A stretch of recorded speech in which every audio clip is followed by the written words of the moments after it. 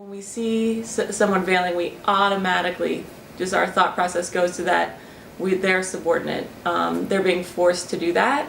And because we've been so inundated with this like post 9/11 rhetoric that Islam is bad, and so we're equating the veil to badness or to negativity when there's really not. It's a celebration of freedom. It's a celebration of, I'm expressing my religion in a very particular way.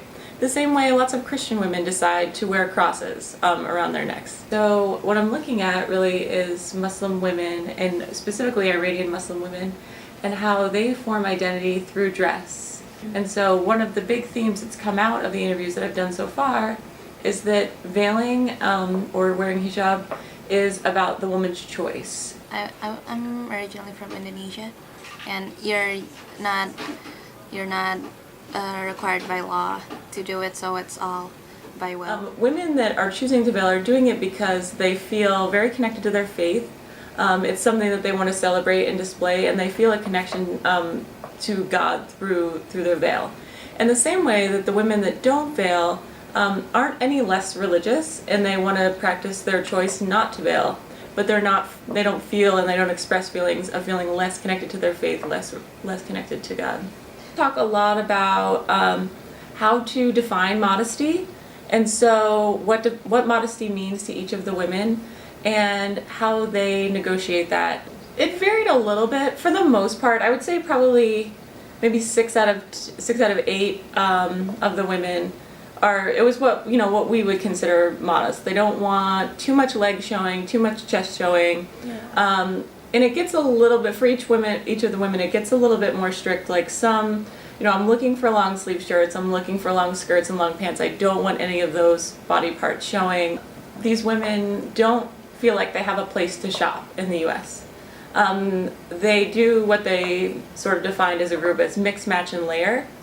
And so they'll go to the Forever 21s, the H&Ms of the world, and they'll buy maybe a maxi skirt and a long sleeve shirt and put it together, and they might wear one, maybe if they're wearing a scarf, they'll wear a scarf over top of it, or a sweater or something else.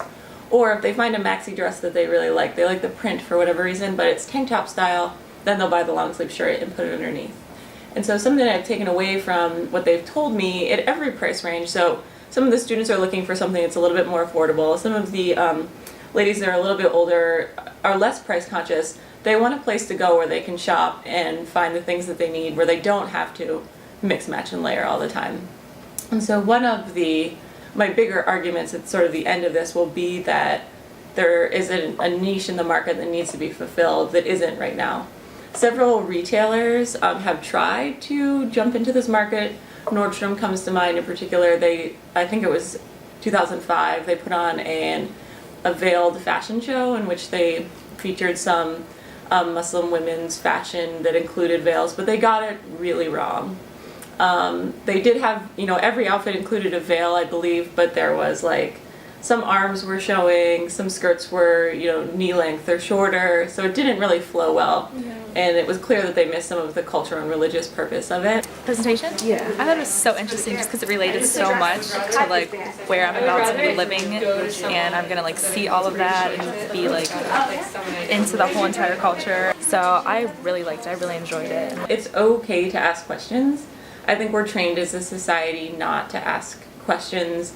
If we don't understand something, we keep it to ourselves, and it's oftentimes that's where like confusion and then hate is manifested.